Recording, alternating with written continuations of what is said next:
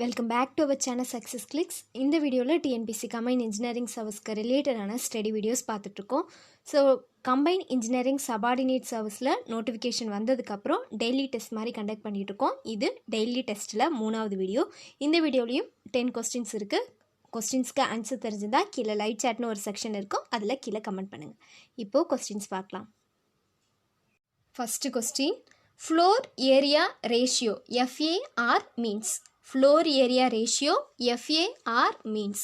So கீழே 4 option இருக்குது. Total floor area of all floors minus area of the ground floor divided by area of the flat. அதுலேயே option area of the ஃப்ளாட்டுக்கு பதிலாக area of the plinth. அடுத்த option total floor area of all floors divided by area of the flat. அதே ஆப்ஷனில் divided by area of the plinth. So total floor area ரேஷியோங்கிறது எதை சொல்லுவோம்? Floor area ratio means total floor area of all floors divided by area of the flat. இதுதான் correct answer. Floor area ratio FARனு எதை சொல்லுவோம் அப்படின்னா, ஒரு குறிப்பிட்ட இடம் இருக்குது. ஸோ இதுதான் நமக்கான ஃப்ளாட். இந்த இடம் தான் நமக்கு ஒதுக்கியிருக்க ஃப்ளாட் அப்படின்னா, இந்த ஃப்ளாட்குள்ளே எத்தனை ஃப்ளோர்ஸ் நம்மளால் கட்ட முடியும், அதை தான் FARனு சொல்லுவாங்க. ஃப்ளோர் ஏரியா ரேஷியோ ஒரு குறிப்பிட்ட நமக்கு கொடுத்துருக்க இடத்துக்குள்ளே. அப்போது ஏரியா ஆஃப் த ஃப்ளாட் மேலே நம்ம எத்தனை ஃப்ளோர் கட்ட போகிறோம், அதான் total floor area of all floors. இந்த டோட்டல் ஃப்ளோர்ஸோட ஏரியா எவ்வளோ, அப்போ total floor area of all floors divided by area of the ஃப்ளாட்டுங்கிறது தான் floor area ratio. The value of the property during its useful life based on purchase value and depreciation etc. is known as. The value of the property during its useful life based on purchase value and depreciation etc. is known as junk value, salvage value, scrap value and book value. Based on purchase value னு கொடுத்துருக்காங்க. எப்போதுமே purchase value book value தான் இருக்கணும். Purchase value is based on book value. Scrap வேல்யூங்கிறது ஒரு பில்டிங்கை dismantle பண்ணும்போது உள்ள dismantle without being dismantle value தான் ஸ்கிராப் வேல்யூன்னு சொல்லுவோம். சால்வேஜ் வேல்யூங்கிறது ஒரு பில்டிங்கை வித்தோன்னு ஒரு வேல்யூ வரும் இல்லையா, சாலிட் பண்ணோன்னு ஒரு வேல்யூ வரும் இல்லையா, அதுதான் சால்வேஜ் வேல்யூ. இது சாலிட் வேல்யூ தான். ஸோ இது சால்வேஜ் வேல்யூ. ஸ்கிராப் வேல்யூங்கிறது without being டிஸ்மேண்டில்ட்.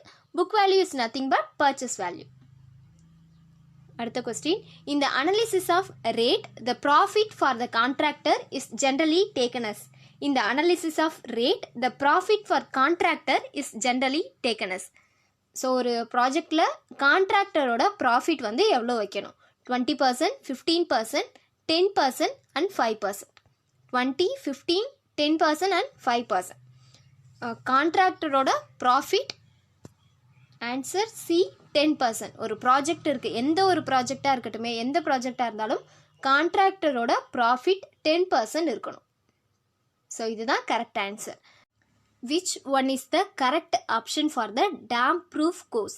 Which one is the correct option for the dam proof course? கீழே கொடுத்துருக்கிறதுல dam proof courseக்கு சூட்டபிளான ஆன்சர் இது. It is measured in the cubic meter. It is measured in the running meter. It is not provided at sill of doors. It is provided for half the width of the plinth wall. So answer தெரிஞ்சிருந்தா கீழே comment பண்ணுங்க. So correct answer C. It is not provided at sill of door. So first option பாருங்கள், it is measured in the cubic metre. Damp proof கோர்ஸுங்கிறது பில்டிங்கோட வால்ஸ்லாம் moisture தாக்காமல் ஒரு protect பண்ணுறதுக்காக ஒரு போடக்கூடிய கோர்ஸ் தான் டேம் ப்ரூஃப் கோர்ஸ். இந்த டேம் ப்ரூஃப் கோர்ஸை பொறுத்த வரைக்கும் வாலில் எவ்வளோ ஏரியாவில் அந்த டேம் ப்ரூஃப் கோர்ஸ் போட போகிறோம் தான் சொல்லுவோம். அப்போது அது மீட்டர் ஸ்கொயரில் மெஷர் பண்ணுவாங்க. ஸோ அப்போது கியூபிக் மீட்டரில் டேம் ப்ரூஃப் கோர்ஸ் மெஷர் பண்ண மாட்டாங்க. ஸோ அப்போது அந்த ஆன்சர் தப்பு. அடுத்தது ரன்னிங் மீட்டரில் மெஷர் பண்ணுவாங்கன்னா ரன்னிங் மீட்டர்லையும் மெஷர் பண்ணக்கூடாது, மீட்டர் ஸ்கொயரில் மட்டும்தான் மெஷர் பண்ணணும். அப்போது அந்த 2 ஆன்சரும் தப்பு. ஸோ அடுத்து option D it is provide for half the width of the plinth wall. Plinth வாலோட ஹாஃப் வித்து மட்டும் போடணுமா அப்படின்னா அதுவும் தப்பு தான், ஃபுல்லாக போட்டுருவாங்க. ஸோ அப்போது இருக்க இந்த 3வது option it is not provide at sill of door. Sill of டோரில் டேம் ப்ரூஃப் கோர்ஸ் போட மாட்டோம். ஸோ அப்போது அந்த ஆப்ஷன் மட்டும்தான் கரெக்டான option. Which one is the correct option for the damp proof course is called is not provide at sill of doors. அடுத்த question, nitrate more than 45 mg per liter in water lead to disease called. Nitrate more than 45 mg liter in water lead to disease called. So nitrate வந்து 45 mg per லிட்டருக்கு அதிகமாக வாட்டரில் வந்துருச்சுன்னா என்ன disease வரும்? Gastroenteritis, mottled teeth, polio and none of above. கீழே கொடுத்துருக்கிறதுல nitrate அதிகமானால் வரக்கூடிய டிசீஸ் எது? So correct answer is none of above. Nitrate வந்து 45 mg per லிட்டருக்கு அதிகமாக வந்துருச்சு அப்படின்னா நமக்கு வரக்கூடிய டிசீஸ் வந்து ப்ளூ பேபி டிசீஸ். இந்த கொஸ்டின் வந்து ஏற்கனவே பார்த்த கொஸ்டின் தான் சேனலில். ப்ளூ பேபி டிசீஸ் தான் நைட்ரேட் அதிகமான வரக்கூடிய டிசீஸ். இந்த ஆப்ஷனில் ப்ளூ பேபி டிசீஸ் எங்கேயுமே கொடுக்கல, அதனால தான் ஆன்சர் நன் ஆஃப் எபோ. அடுத்த question, the percentage of water for normal consistency is. The percentage of water for normal consistency is. சிமெண்ட்டில் வாட்டரோட கன்சிஸ்டன்சி எவ்வளோ இருக்கும்? 5 to 15%, 10 to 25%, 15 to 25%, 20 to 30%. கீழே கொடுத்துருக்கிறதுல சிமெண்ட்டில் கரெக்டான பர்சன்டேஜ் ஆஃப் வாட்டரோட கன்சிஸ்டன்சி எவ்வளோ? So answer is 20 to 30%. இதுதான் நமக்கு கன்சிஸ்டன்சி டெஸ்ட்டில் கிடைக்கக்கூடிய கரெக்டான வேல்யூ. பேஸ்ட் ஆன் புக் வேல்யூன்னு கூட சொல்லலாம். ஐஎஸ் கோடில் உள்ள வேல்யூ கன்சிஸ்டன்சி டெஸ்ட் பண்ணுறோம் இல்லையா சிமெண்ட்டுக்கு கண்டுபிடிக்கிறதுக்கு, அதில் வர வேல்யூவும் 20 to 30% தான் இருக்கணும். ஸோ இது வந்து ஒரு ஸ்டாண்டர்ட் வேல்யூ தான். The percentage of water for normal consistency is 20 to 30%. அடுத்த question, during the manufacture of Portland cement, gypsum or plaster of Paris is added to. During the manufacture of Portland cement, gypsum and plaster of Paris is added to. Cement வந்து தயாரிக்கும் போது ஜிப்சமும் plaster of பாரிஸும் எதுக்காக add பண்ணுறாங்க? Option, increase the strength of cement, modify the colour of cement, reduce the heat of hydration of cement, adjust the setting time of cement. So எது கரெக்டான answer? During the manufacture of Portland cement, gypsum and plaster of Paris is added to. Cement தயாரிக்கும் போது ஜிப்சமும் plaster of பாரிஸும் எதுக்கு add பண்ணுறோம் அப்படின்னா correct answer D, adjust the setting time of cement. ஒரு cement concrete போடுறோம் அப்படின்னா அந்த காங்கிரீட்டில் சிமெண்ட்டை பொறுத்த வரைக்கும் முதல்ல செட் ஆகக்கூடியது C3S ட்ரை கால்சியம் சிலிகேட் தான் முதல்ல செட் ஆகும். இந்த ஜிப்சம்ங்கிறது ஒரு பிளாஸ்டிசைசர். ஸோ இது என்ன பண்ணும் அப்படின்னா இந்த C3Sஐ போய் அஃபெக்ட் பண்ணி கொஞ்சம் ஸ்லோவாக செட் ஆக வைக்கும். இந்த ஜிப்சமை ஆட் பண்ணும்போது C3Sோடு சேர்ந்து அந்த செட்டிங் டைம் வேல்யூவை வந்து கொஞ்சம் கொஞ்சமாக குறைச்சி கொடுக்கும். அதுக்காக தான் ஜிப்சமை வந்து சிமெண்ட் தயாரிக்கும் போது போடுறது. During the manufacture of Portland cement, gypsum and plaster of Paris is order to adjust the setting time of cement. அடுத்த question, the major ingredients of Portland cement are. The major ingredients of Portland cement are lime and silica, lime and alumina, silica and alumina, lime and iron. கீழே கொடுத்துருக்கிறதுல Portland சிமெண்ட்டோட major ingredient எது? Lime and silica, lime and alumina, silica and alumina, lime and iron.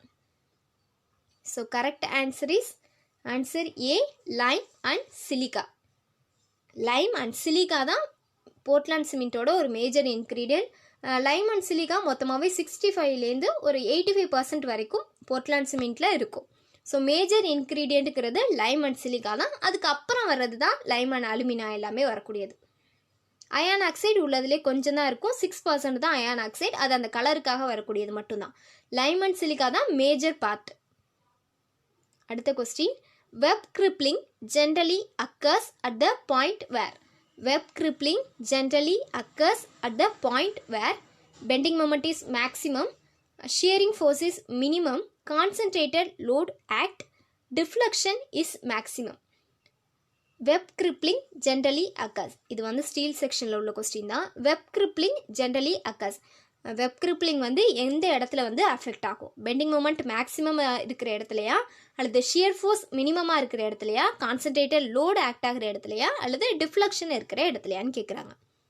So correct answer is concentrated load act. எந்த இடத்துல load act ஆகுதோ அந்த இடத்துல தான் வெப் கிரிப்ளிங் ஏற்படும். வெப் கிரிப்ளிங்னா ஒரு ஐ செக்ஷன் இப்படி இருக்குன்னு வச்சுக்கோங்க.